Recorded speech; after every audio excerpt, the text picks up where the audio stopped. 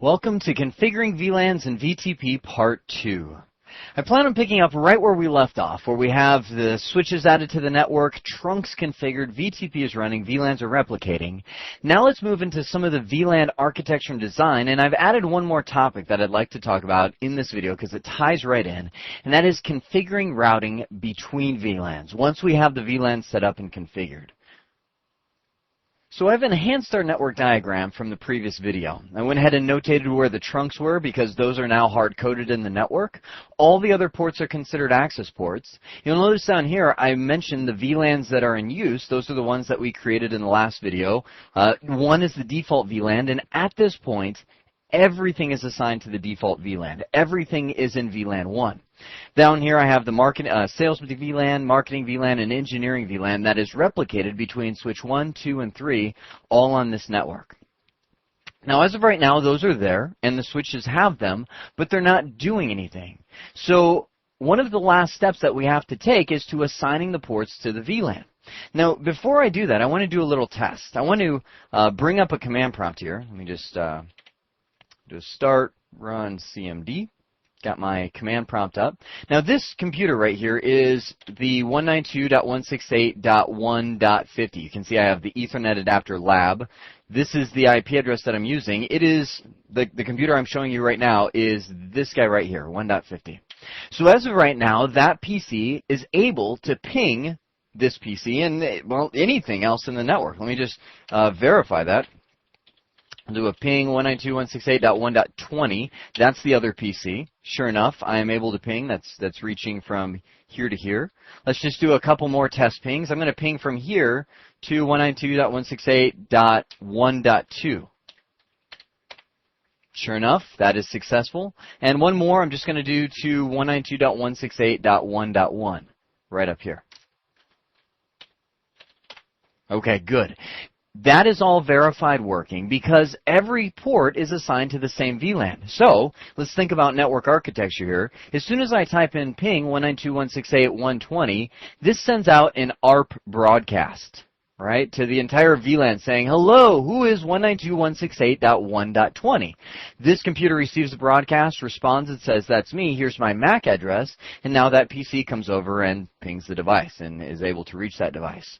So we're good, we're verified working between our connections. Now, let's move down to step number 4 here, assigning ports to the VLAN. This switch is attached, or sorry, this PC is attached to switch number 3 on Fast Ethernet 0/8. So I want to jump over there. Go to switch 3. I'll do a show VLAN. And I can see that this one still does have the 3 VLANs we created, sales, marketing, and engineering. However, everything is assigned to Fast Ethernet 0/8, or sorry, to VLAN 1, including Fast Ethernet 0/8. I'll do a show run interface FA08. And I can see this is set up to switch port mode access. It's an access port that is a non-trunking device. So what I'm going to do is assign that. Let's move that PC, the one I was just pinging from, into the sales VLAN. The way we do that is get into global config mode, into interface Fast Ethernet 0/8. I'm going to type in, well, usually I'll type in switch port mode access, but we've already got that in there, so that's okay. So I'll type in switch port access. Since this is an access port, it is going to access, and then I just type in VLAN and what number of VLAN I'd like it to access. So I could say VLAN 10. Enter.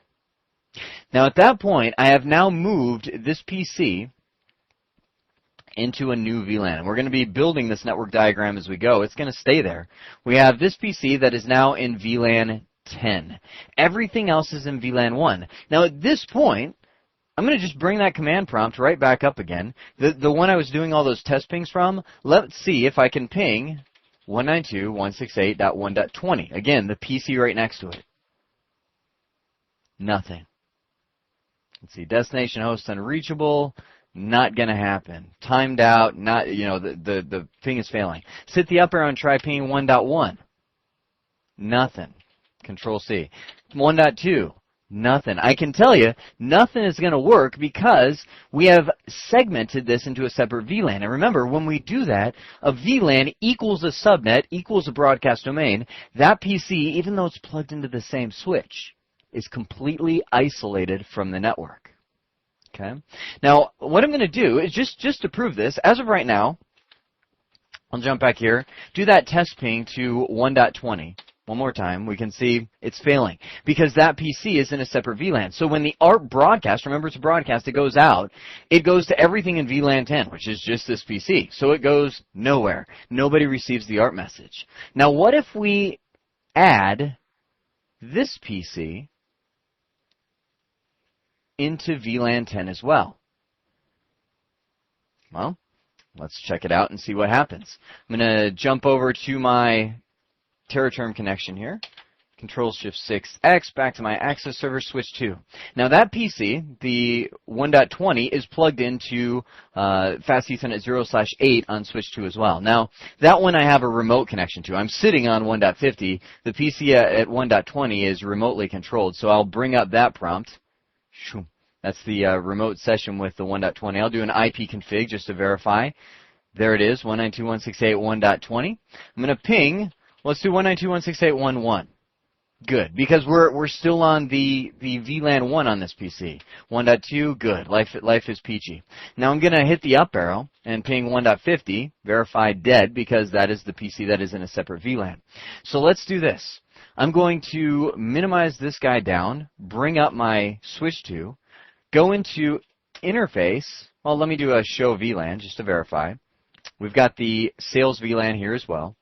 I'm going to go into interface Fast Ethernet 0/8 and do switch port access VLAN 10. Done. What that has done is now moved this computer into the same VLAN as this PC. Now remember, these are trunk ports, so if this one sends an ARP broadcast saying, hey, who is a certain IP address, that will cross the trunk with a 802.1q tag saying, I'm a part of VLAN 10, hits this, travels down this trunk, and will come out to every port that is in VLAN 10, which should be this one, and it should receive that ARP broadcast. So now that I've transitioned that over to VLAN 10, I'm going to bring up that remote session again. I'll hit the up arrow. You can see before it was failing on the ping to 1.50. Hit the up arrow, do it again, and now we are successful. We can see that those two PCs are now able to reach each other, but look what happened. As soon as I try and ping 1.2, dead now. Control-C, 1.1, dead. I think I've proved my point that when you segment into separate VLANs, you are really segmenting networks. Those are now on a completely separate network. So, remember I said a VLAN equals a subnet equals a broadcast domain. What I want to do is come up with a scheme to make routing possible. The first thing I want to do is I want to transition this guy over to VLAN 20. Just because it would be good to have a couple VLANs going, we can set up routing between all of them to allow VLANs to reach each other. So let me bring up my prompt. Just hit the up arrow. We're still on that same switch, and I'll just say you are in VLAN 20. Do a show VLAN, and I can see there's my Fast Ethernet 08 segmented into VLAN 20. So with that in place, we've got these two computers that are totally isolated from the rest. They can't ping each other. They can't ping anything in VLAN 1 up here. So we're dead in the water. Now what we need to do anytime we create VLANs is do some subnetting. The most common thing I see, and I think it's a great idea, is to create subnets that match VLAN numbers. Let me show you what I'm talking about. I've got VLAN 1 right now, and VLAN 1 is 192.168.1.0. I'll type all this up as we perfect our network diagram so it looks prettier. So that's VLAN 1. I've got VLAN 10, which is currently, assigned the IP address 192.168.1, but you can't have that. Every VLAN needs to be a subnet, so we will have this one be 192.168.10.0/24. That's what I mean when I'm talking about VLAN numbers equaling the subnet numbers. I kind of like the idea of using a 10 in the address so I can quickly relate VLAN 10 to that. VLAN 20, we'll make 192.168.20.0/24. Okay, so we've got this new subnetting scheme that we've got in place. I'll need to go in and change all the IP addresses. Might as well do that here. At this point, you probably know how to change IP addresses. Okay, you know how to change IP addresses, but I'll do it here just because I've got the recording going. This is Windows Vista, so maybe in Windows Vista you haven't changed IP address. The Manage Network Connections. As of right now, I've got my wireless and local. I'll go to the properties for the local. Now this one is going to move to VLAN 20, so we'll say this is 192.168.20.20. Now just change them over to a different subnet. Now I haven't set up a default gateway yet, but if I do, I'm going to make it 20.1 that it's able to use. Click OK, OK on there, and we've got that IP address changed. I'll change the IP address on my computer later because there's some tricks I need to do on that because that's what I'm recording on, so it'll kind of hose up my recording if I do that. So this one is now going to be changed over to 20.20, and when we are setting up routing between VLANs, we really have three separate options. Those three options are, number one, using a separate port to each VLAN. Two, a router on a stick. That is the technical name, it's like a corn dog router. I'm not making that up. You can Google that and you will find router on a stick configurations. And third is layer 3 switching. Now at the CCNA level, before I describe each one of these, you are expected to do 1 and 2 from this list. The CCNP will actually move into layer 3 switching, but I'm telling you, layer 3 switching is so easy, I think I'm going to show it to you in this video. So, first off, separate port to each VLAN. Now you can see that we've got a little example here. We've got two VLANs, VLAN 50 and 51. This computer up here will say 1.50 is assigned to VLAN 50, and this computer right here, 2.50, is assigned to VLAN 51.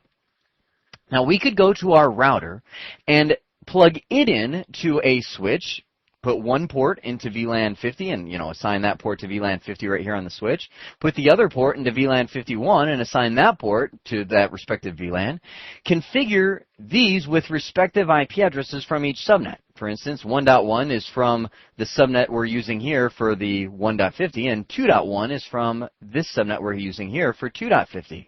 So what we would do is set the default gateway on this PC to that IP address, that within its VLAN. The default gateway in here would be this IP address. So if 192.168.150 pinged 2.50, it would actually go out of the switch, reach the router on fast Ethernet 0/0. The router would look at it and say, oh, well, you're going out this interface, into the same switch on VLAN 51, and come out and ping this device. Now, the problem with doing a separate port to each VLAN is it's just not practical, nor is it scalable. Meaning, the more VLANs you add, it's not uncommon in companies to have 50, 60 different VLANs. I mean, there's just not a router that exists that has 50 or 60 different fast Ethernet ports, and if it did, it'd just be insanely expensive. So, it's first off not really practical interface-wise, it's just ugly wiring-wise because you're wasting a switch port for every single router connection that you need to have and so on. So it works, it's doable, but not practical. That's why Cisco came out with a router on a stick. That's the name. What it does is configure a trunk connection to the router. Now remember, a trunk connection forwards all VLAN traffic. So when this computer wants to reach its default gateway, 1.1, it will come out across the trunk. When this one wants to reach its default gateway, it will come out the trunk as well. Now there's some configuration thoughts that have to go into this, as in, what IP address are you going to give that interface, and how are you going to set that all up? But that I've got a separate slide just for that, so I'm going to save that discussion till then. The last kind of method that we can use to route between VLANs is a layer 3 switch. What this is a router inside of a switch. You'll hear this term slung around all over the place. Layer 3 switching, layer 3 switching. A lot of people say, or multi-layer switching. It is a router inside of the switch. It's like this concept. I wish I could animate this. And imagine me putting my hand right here and just going and smooshing that router into the switch, because that's exactly what a layer 3 switch is, a router inside of a switch. instead of having an outside router, we create VLAN interfaces on that layer 3 switch that is reachable by everything inside of that VLAN. So for example, if this computer right here is assigned to VLAN 51, and I chose 192.168.2.0 as the subnet for VLAN 51, well, I could create a virtual interface on this switch called interface VLAN 51 and give it an IP address which is immediately reachable by this PC, and it can come into that switch just like it would be, coming into this router right here or coming into this router right here and say, I would like to reach, this other PC. And the switch would say, great, let me just switch you over here to this separate VLAN, and now you're able to reach that separate subnet. While we're here, I'm really going to spend a lot of time on the router on a stick configuration because that's what the CCNA exam expects you to do, and you'll see it a lot in lab environments and even in the real world. So let me show you the layer 3 switching right now. I'm going to, this is kind of on the fly, so forgive me if it completely blows up. I'm going to bring our network diagram back over. This switch right here is a layer 3 switch. And just to give you a general idea, these are layer 2 switches. They don't have layer 3 capabilities. So layer 2 switch, general price of about, approximately, we'll say $400 for a brand new 24-port layer 2 managed switch. Now, that's a pretty decent price. Layer 3 switch for the same amount of ports, same speed, 100 meg per second. Layer 3 switch, you're probably at about $2,400 for the same box. It costs that much more because it's a huge software upgrade that allows your switch to do routing capabilities. So, switch number 1 is a layer 3 switch. So let me show you how you would set one up. I'm going to grab my configuration window. Like I said, it's kind of on the fly. So, as of right now, let's see, is this going to work? Yeah, we'll see. Down here I have VLAN 20, right? Which I went ahead and reassigned this PC in that VLAN. 192.168.20.20 is its IP address. Now, as of right now, that's totally isolated from the rest of the network because everything is assigned to VLAN 1, which is 192.168.1.0. Well, if I was configuring a layer 3 switch, what I could do is go up to switch 1. Let me do that right now. And I'm going to do a show IP interface brief. Now you can see it has one interface in VLAN 1, 192.168.1.10. That's its IP address we're using to telnet to it and so on. But watch what I'm going to do. I'm going to go into interface VLAN 20. Now remember when we created VLANs, right, in the previous video? We didn't type interface VLAN 20, we just typed in VLAN 20. That creates a VLAN. Interface VLAN 20 creates a new layer 3 interface for that VLAN. Let me move on with this configuration and then I'll explain how it works. I'm going to give this the IP address 192.168.20.1, 255.255.255.0. Okay. Now I'm going to do a show IP interface brief now that I've done that. And notice we've got a switch with two VLAN interfaces, VLAN 1 and VLAN 20. Now there's one more command I need to do on a switch. This is the layer 3 command, IP routing. What that does is it says turn on the routing capabilities of the switch. It's like a big light switch inside of that switch. And I just went click, and it's now able to run routing capabilities. So remember this PC that wasn't able to reach anything before? Let me go back to it. Where's it at? Right here. I'm going to bring up a command prompt on that PC. It's kind of out of your window, but I'll bring it up right here. Do an IP config. And I can see I've got 192.168.20.20 as the IP address. Notice the default gateway, 20.1. It's the same IP address I gave the layer 3 switch. Let me ping it.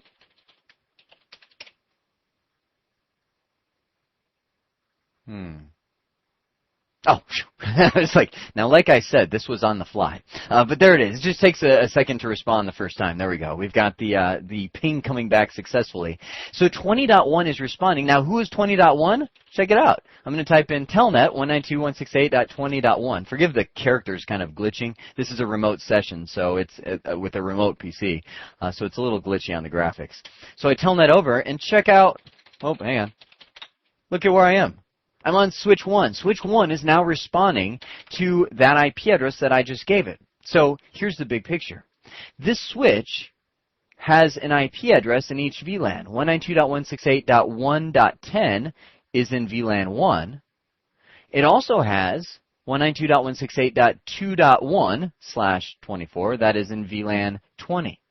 Since it's a router inside, I can actually go from this PC into the switch as my default gateway. The switch gets it on its layer 3 routed interface and says, well, let me route you over to VLAN 1. Check it out. I'm going to jump back over to, let's see, where was I? This remote session with the PC. I'm going to ping 192.168.20.1, again, my default gateway. Now let me ping 192.168.1.10. No. Yes. Yes. No. Duh, failure. No, it fell apart. I thought of something as soon as I put this together. The problem, as of right now, is that all of these other devices in VLAN 1 don't know that this 192.168.20.x subnet exists, meaning I haven't turned on a routing protocol that's advertising that to everybody else. So if I were to actually do a trace route and follow packets, I would be able to see that the packets can reach devices in VLAN 1, but because I haven't set up true routing to where they know that the 20.x subnet exists, this should be 20.1. The 20.x subnet exists. They don't know where to send it back. So the end-to-end ping isn't going to work, but the concept is still good. I'm telling you, this is great. This is it's great stuff. That is how you can configure a layer 3 switch, which is just adding VLAN interfaces to the switch, and it's then able to route between them just like this, except it's all inside of the switch. All right, now that I've shown you how a layer 3 switch works, let's talk about how we do it at the CCNA level. Understanding a router on a stick. This is a viable method to route between VLANs that actually works quite well, and I'll tell you why. At first it looks very inefficient, but it actually works very well. The devices that are plugged into the separate VLANs, we have VLAN 50 up here, VLAN 51, and just for sake of argument, VLAN 50 is 192.168.1.0/24, and VLAN 51 is 192.168.2.0/24. So those are the subnets that they're assigned. These PCs are placed in those VLANs. A router on a stick will enable a trunk link between the router and the switch, meaning all VLAN traffic is being sent. But the problem is, remember I said a VLAN equals a subnet. So if a VLAN equals a subnet, what IP address do you give the router's interface? The answer is none.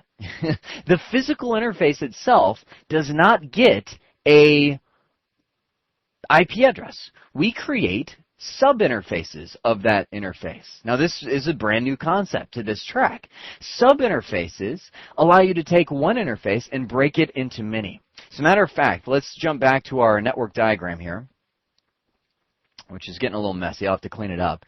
This router right here, router 2, I plan on being our router on a stick. The one requirement that you need to have for a router on a stick is it has to be a fast Ethernet interface or greater. That's why I'm not using router 1, is that is a 10 meg interface, just Ethernet, that is not allowed to do a router on a stick because it needs more bandwidth. There's a lot of traffic that will be coming in and out. So with this router on a stick concept, we can split that one interface on router 2 into multiple sub-interfaces that allow router 2 to receive packets on one sub-interface and route them right back around on another. So let me bring up the configuration window. I'm going to open a session to router 2. Oops. I've got my switches open right now. Ignore that. That's an issue with my access server. So I'm going to get into router 2, do a show IP interface brief. Now, as of right now, it has an IP address on fast Ethernet 0/0, which is 192.168.1.2. That is the known IP address that we've been using on VLAN 1. What I'm going to do is step it up a notch and start creating sub-interfaces. I'm going to type in interface fast Ethernet 0/0 dot, and I'm going to hit a question mark. Whoo, Nelly, look at that.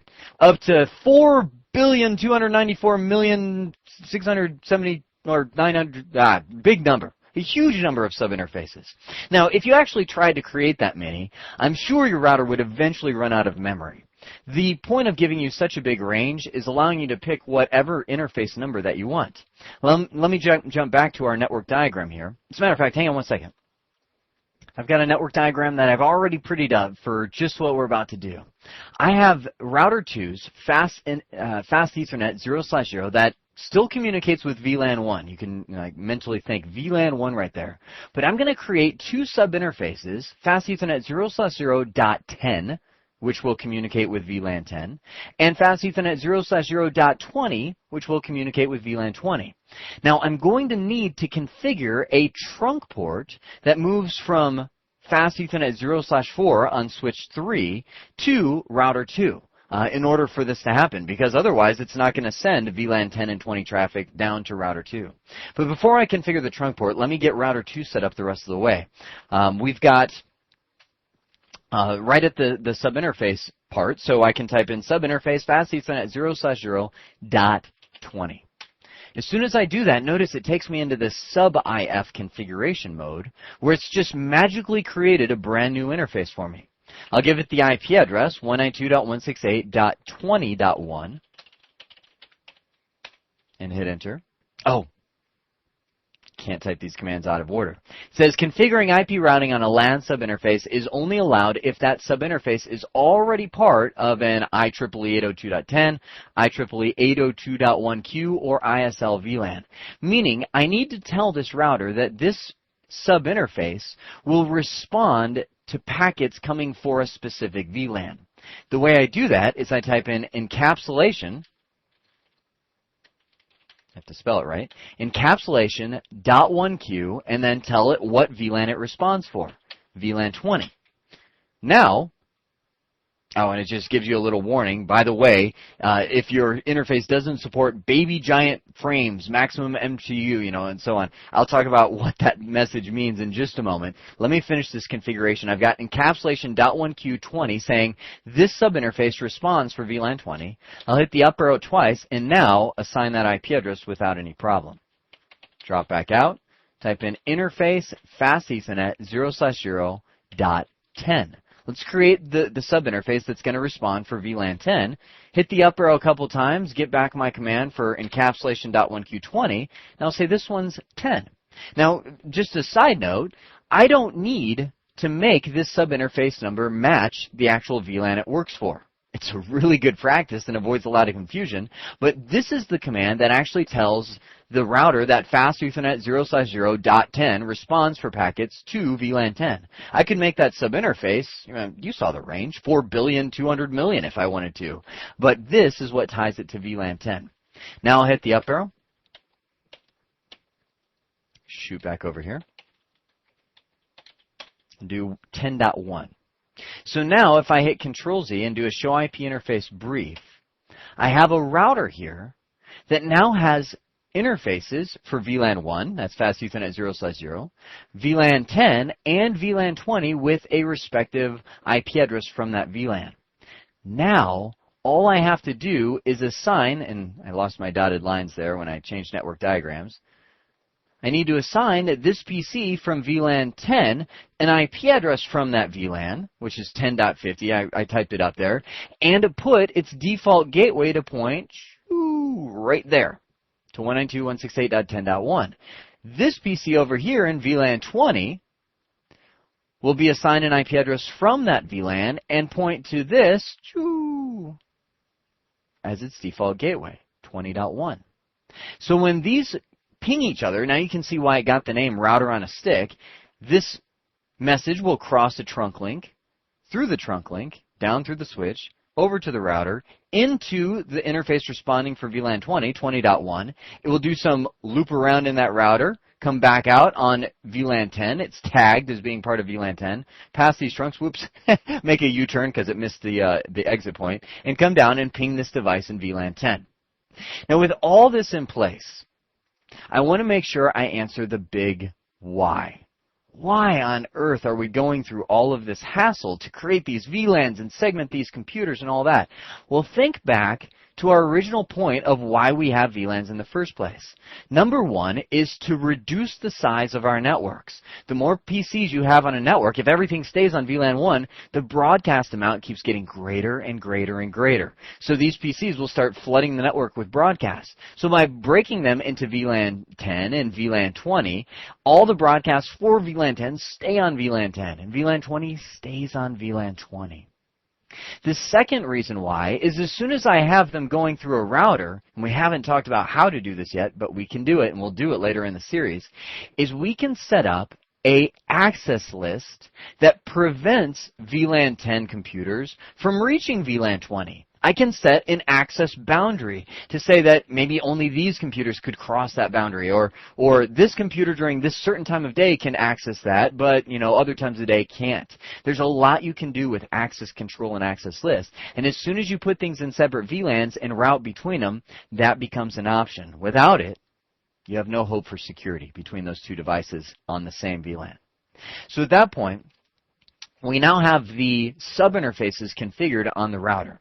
Let me go back. I mentioned I was going to talk about this. To the message that it brought up, it says, if the interface doesn't support baby giant frames, maximum MTU of the interface has to be reduced by 4 bytes on both sides of the connection to properly transmit or receive large packets. Please refer to documentation and so on.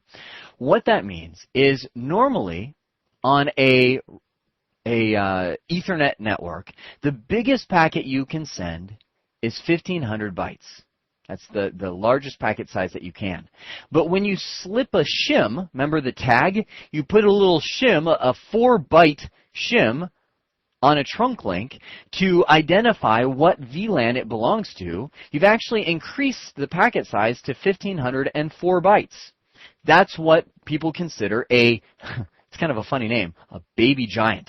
It's not way big, it's just kind of big. It's bigger than what you normally send. So it's saying the router and the switch has to be able to support that, and in this case they do. Since they're both Cisco, as soon as you set this up, they automatically adjust the maximum transmission unit down to 1496 bytes. So if you add the tag back in, it goes to that maximum Ethernet can handle, which is 1,500 bytes. So that's what that message is all about. Now, I need to go to the other side in order to make this work and configure switch number 1 with a trunk link going over to that router. So let me bring up my console connection to that switch, switch 3. Got it right here. And I'm going to type in, let's do a show CDP neighbors. And we can see that router 2 is attached to fast Ethernet 0/4, and I can see that that connection is there.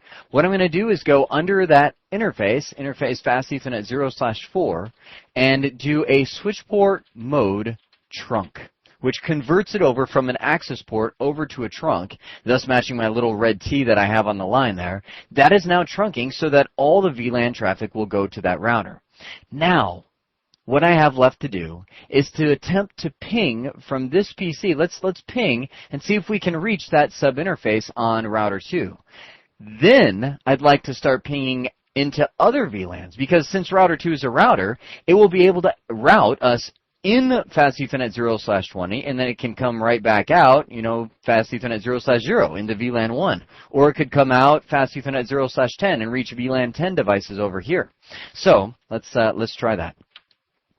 I'm going to bring up my connection. This is the PC. I'll do that IP config. This is the 20.20 PC that is in VLAN 20. Let's see if we can ping our default gateway, 192.168.20.1. By the way, if you're curious, I removed that layer 3 switch configuration during one of the breaks in my recording. And you can see that I can ping 192.168.20.1, which is my default gateway, which is the router on a stick. Now I'm going to try and ping 192.168.10.1, which is the IP address of the other sub-interface through the router, not just to the router.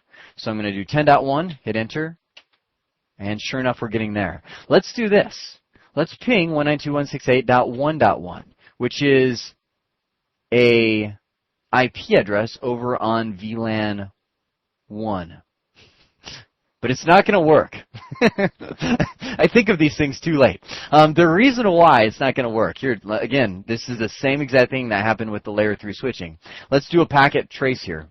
When I ping 192.168.1.1, it comes to its default gateway and says, oh, 20.1, you are received. Let me send you out onto VLAN 1. So it goes out, comes out of here onto VLAN 1, comes up. It's actually reaching 1.1, which is this router up here. And when the router gets it, it's going, who's 192.168.20? Meaning, I don't have a route for 192.168.1.20. Let me actually take you over to router 1. I'm just going to step this up a big level right here. I'm going to go router 1. Oh. I have an old access server where I actually have to clear lines multiple times, and sometimes it just does that and gives me a bunch of errors. All right, there we go. So we've got router 1. I'm going to do a show IP route on router 1.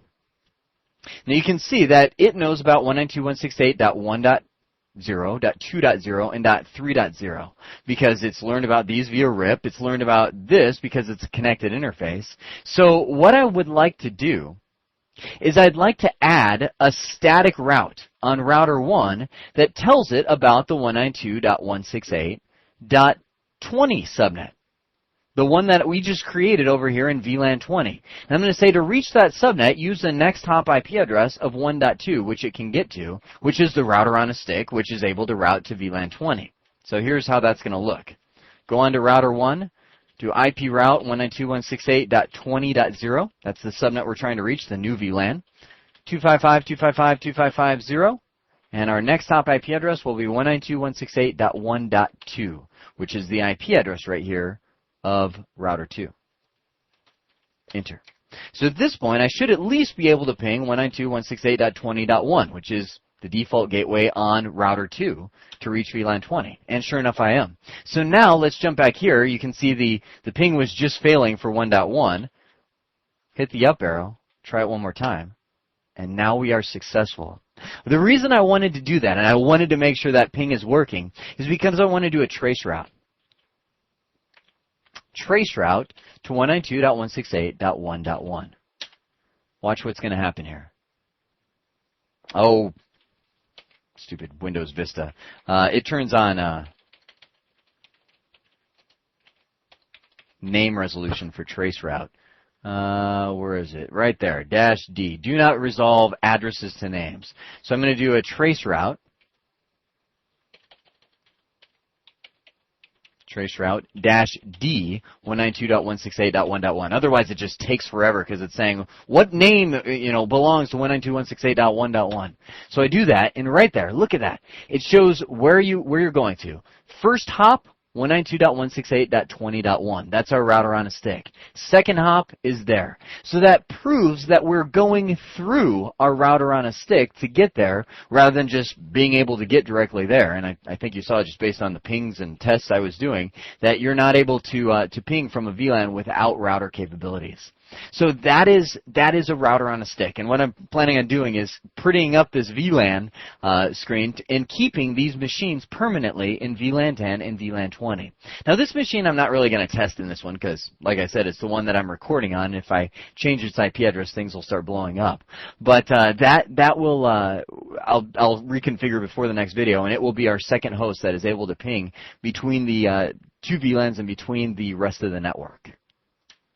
Forgive me, I know we went a little longer in that video, but it was good stuff. It really puts all the VLAN concepts together and to what VLANs are designed to do. So to wrap this series, this mini-series on VLANs and VTP up, we walked through and enhanced our network. We added a few switches. We configured trunking. We set up VTP to replicate the VLANs, and then we configured the VLANs themselves, VLAN 10, 20, and 30, to replicate between the switches.